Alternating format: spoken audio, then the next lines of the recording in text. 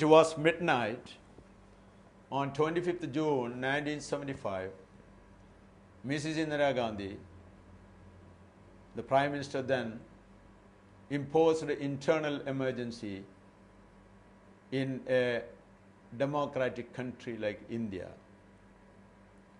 She was determined to save her power. She was not imposing emergency because of any internal or external threat to India's security or integrity. She was imposing emergency just because she wanted to save herself and her son. On 26th June every year, the country observes Anti-Torture Day. It's a day of remembrance and also as a day of steadfastness. It was a shocking experience to a country which had thought that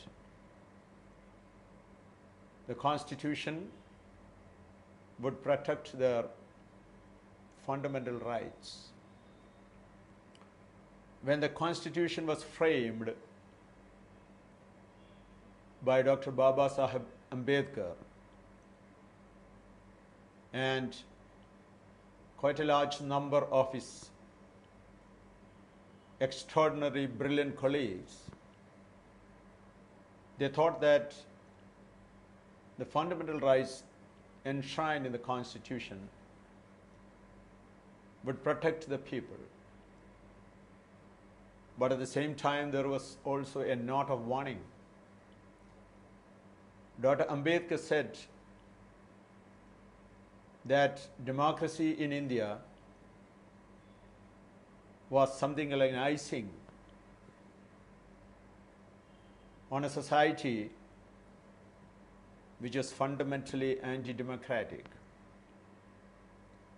a society ruled, controlled and manipulated by feudal lords,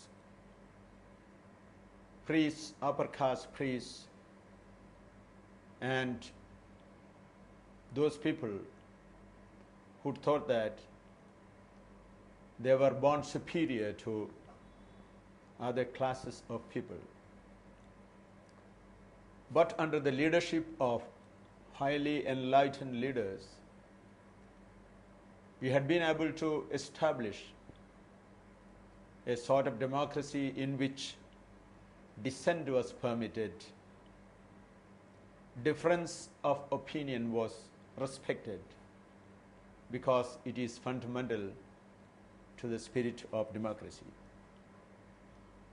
But in 1975, we come across a new class of rulers who were determined to use the same provisions of the Constitution to stifle dissent, to suppress the basic rights of the people, and put people behind bars. We thought that the media would protect us. We also thought that the courts would protect us. But during emergency, the media became sycophants of the new dictatorship. The courts could not protect the lives of the people. A Supreme Court judge even passed a judgment in which he said that the state had a right to deprive a citizen of his life. It was really a great shock to a people, to a nation. But fortunately, the people were able to rise up within 2 years.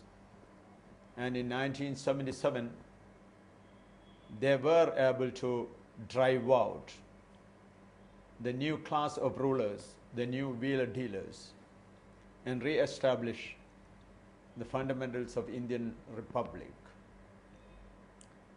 But that was not merely a shocking experience, but it was also a reminder, a warning to the people that unless they become vigilant about their rights, unless they are extraordinarily careful and determined to protect their rights, the ruling class would undermine even democratic provisions of constitution to establish a sort of dictatorship. Now we remember this day just because we observe this day as anti-torture day, because we as people should be strong enough and determined enough to stop anybody on the tracks, anybody who is trying to destroy the Constitution. Unfortunately, the rulers who use the provisions of the Constitution to establish a sort of semi-dictatorship learned a great lesson, and they introduced stifling draconian laws through backdoor to create a sort of permanent emergency. For example, after the lifting of emergency, so many new laws have been passed by the parliament. So many new provisions have been made to the existing statutes to stop people from expressing their dissent against the socio-economic and political policies of the ruling class. So we have, during the time of Narasimha Rao as Prime Minister, a draconian law called TADA, Terrorism and Disruptive Activities Act, in which about 70,000 innocent people were put behind bars. 99.9% of them were Muslims. And after that, because of the wide popular protest against TADA, the Congress government was forced to withdraw it. Instead, after a lapse of few years, we get POTA, which was more draconian, which was more anti-human than the previous version. The NDA regime which introduced POTA was actually copying down some of the provisions made by the United States in their so-called war on terror. And once again, we came across a period of nightmares, torture, oppression, and continuous imprisonment without trial. So all these things were done without an internal emergency. And now we know that new provisions have been introduced to Unlawful Activities Prevention Act, which gives arbitrary powers to the police and the security agencies to arrest anybody, put him behind the bars for many, many years without a trial. Without a trial, he could languish, he could decay in jail. We have cases of more than 1,000 Muslim and Dalit youths who had been put behind bars for many years now. We also know that all the international human rights bodies, including Amnesty International and the New York-based Human Rights Watch, have documented and said that India, in spite of its being a democracy, India is on the forefront of police torture. India is also one of the rare examples of using fake encounters to kill people whom police find as terrorists or criminals. We have many cases of the police in states like Maharashtra, Delhi and Gujarat, killing people, calling them encounters with the terrorists. Actually, most of the inquiries have proved beyond doubt that these encounters are actually planned murder by the police. And we have also seen that the government is interfering with people's private lives and using whatever available laws with them to suppress, to stifle dissent. For example, in the places, in the states like Andhra Pradesh, places like Chhattisgarh, places like Jharkhand and Orissa, people are put behind bars, people are killed in encounters, and these people are actually political dissidents, people who wanted to save their life and living, people who wanted to their small agricultural land against encroachments made by the corporate mining companies. And we also come across where any mild criticism of the Prime Minister Narendra Modi is not tolerated by even the police in the states ruled by the so-called secular parties. For example, in Kerala, in Goa, in Maharashtra, and in such places, even if innocent Facebook comment would attract the anger and wrath of the security forces. We have many instances of publishers withdrawing a book here or a book there for no other reason than receiving a complaint from a Hindutva activist.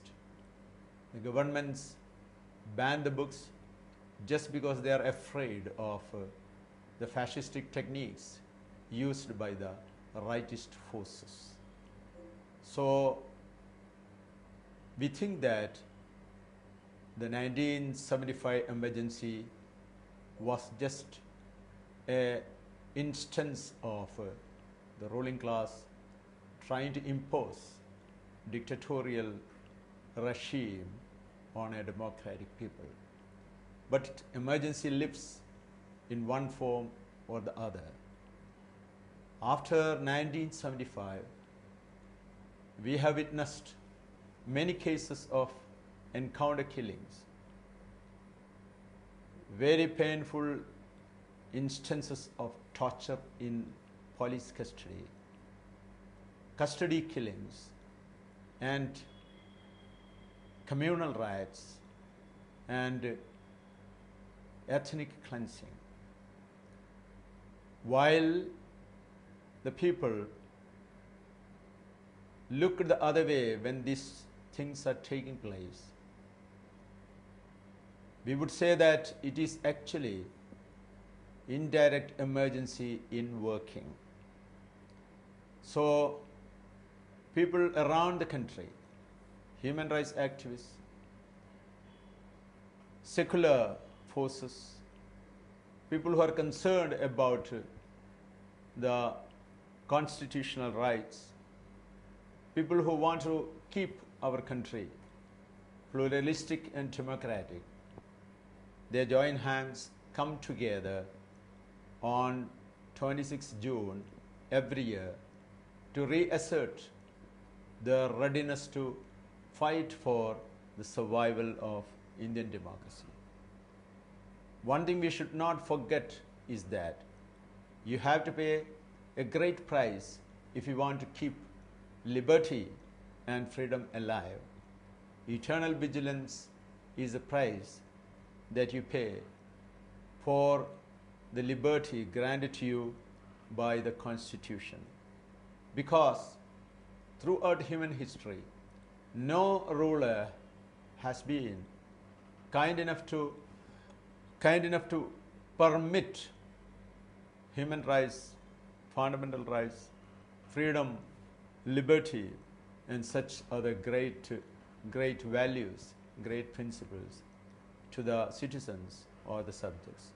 Only through relentless struggle, great awareness programs, unity or at a grassroots level, we will be sure that the fundamental rights are preserved in a country. So, as I said, June 26th is a day of remembrance. It is also a day of reassertion.